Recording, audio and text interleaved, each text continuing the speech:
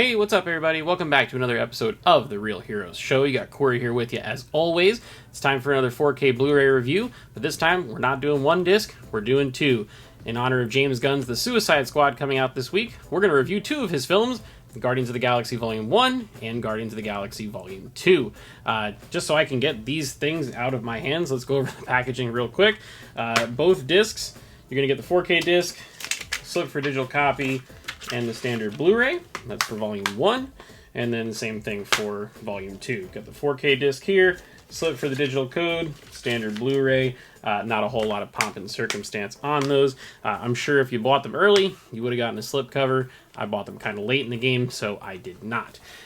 So let's start with Guardians of the Galaxy Volume 1.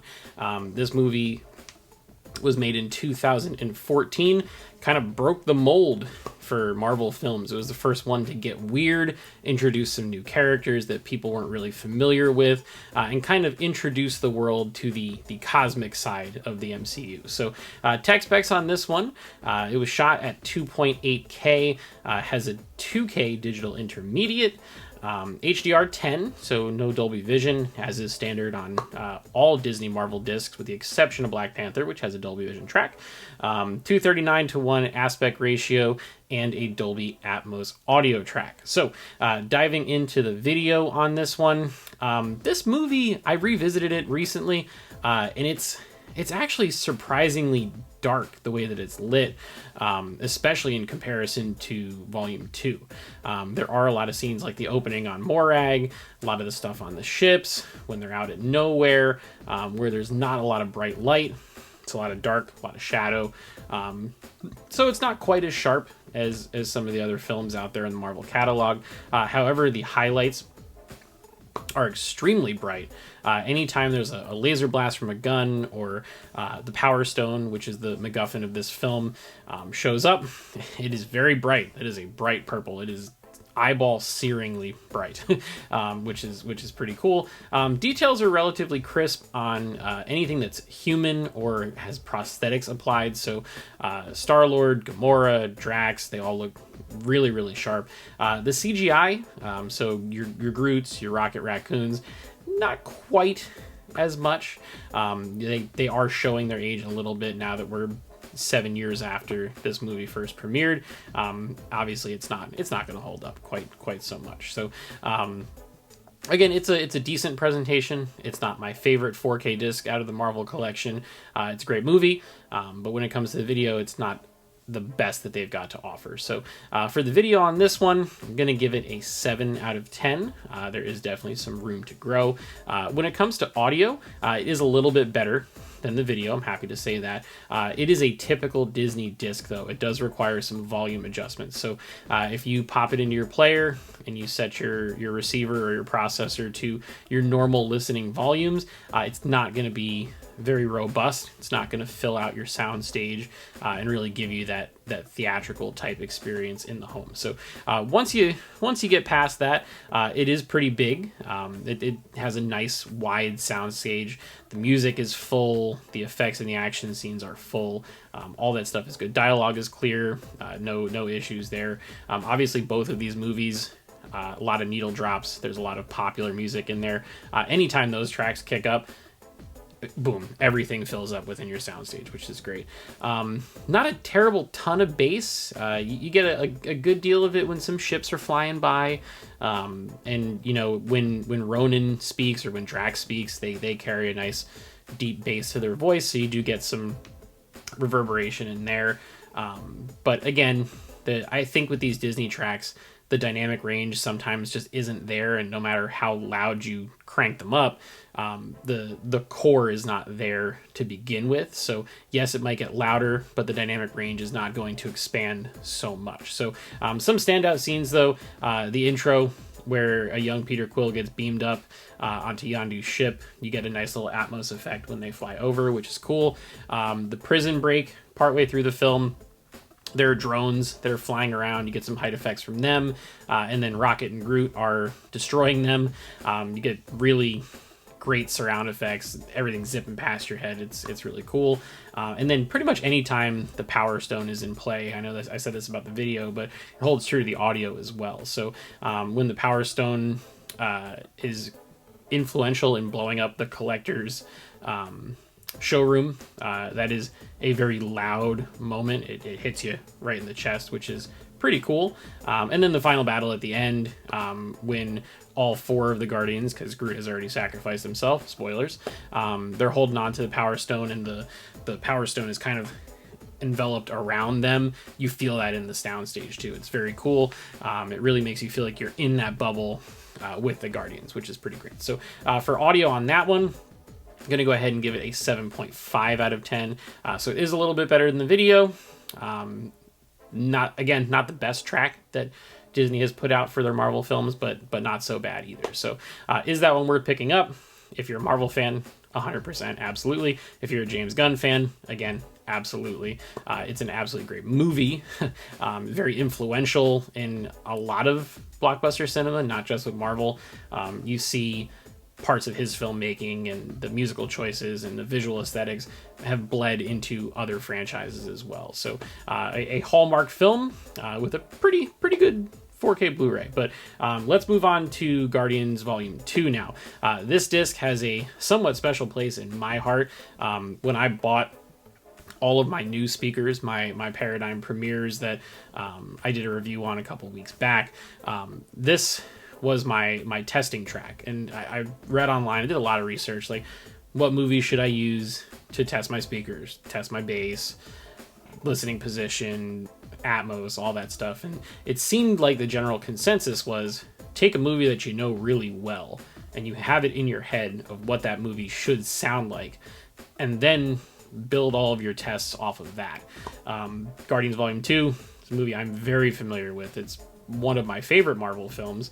I think it's probably James Gunn's best film to date. I have not seen the new Suicide Squad yet. Comes out very soon. Very excited to check that out. So this one, special movie for me, because it's been part of my home theater journey. 2017 film, shot again. It's got a 2K DI, typical Marvel upscaling. HDR10 again, so no Dolby Vision, 239:1 aspect ratio, exactly like the first one, and a Dolby Atmos track, just like the first film as well. So when it comes to the video on this one, it is significantly brighter than the first movie, and that's not just the video presentation on the disc itself, that's just the whole film.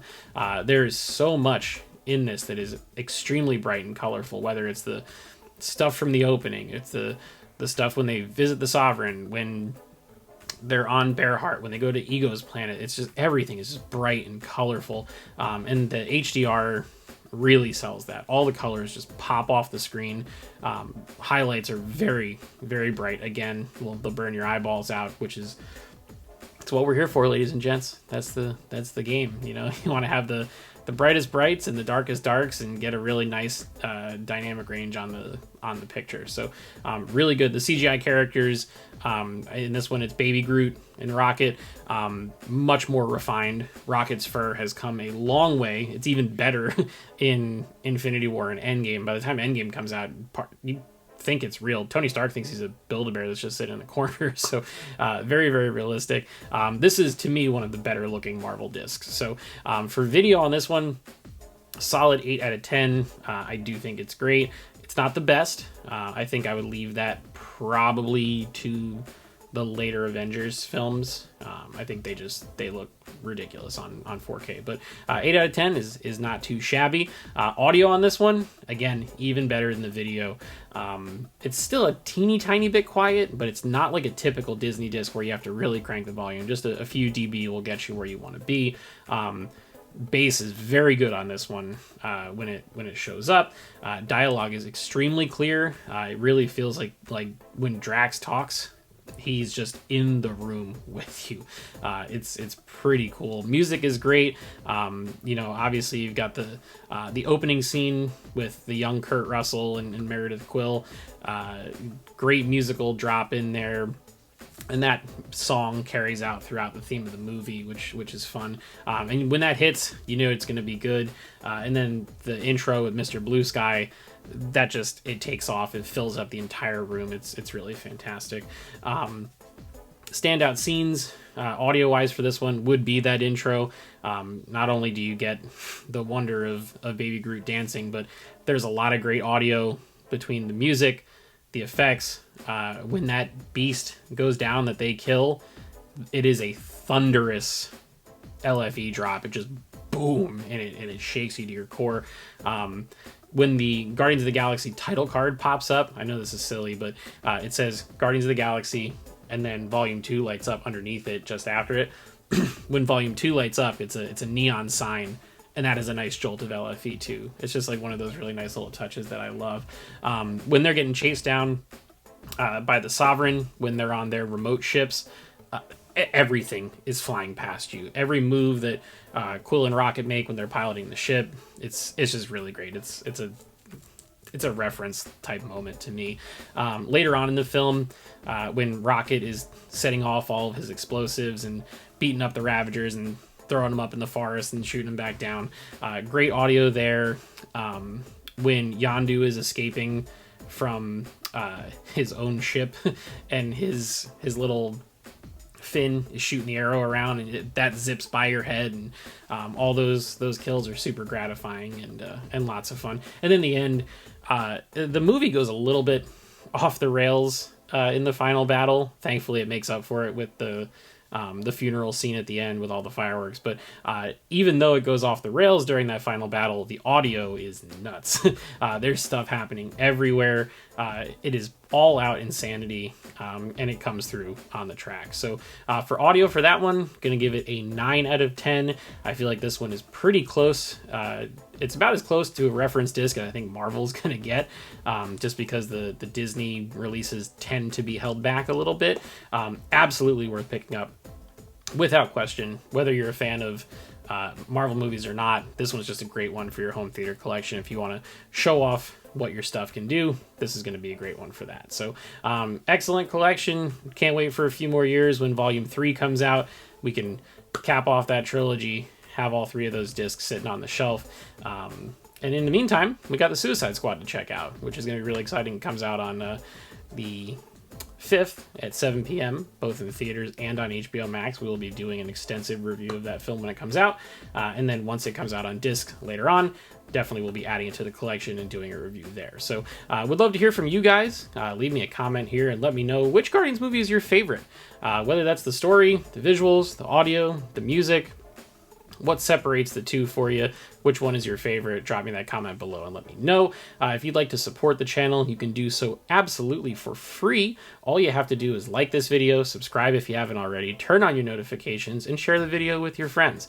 Like I said, we are going to be reviewing the Suicide Squad. We got the Bad Batch episode 15 coming up. Ted Lasso coming up after that. There's a ton of stuff. The hits just keep on coming. Marvel's What If comes out next week, and you know we're going to be covering that. So definitely make sure to stay tuned to all those things. Until next time, we'll see you guys in the next video.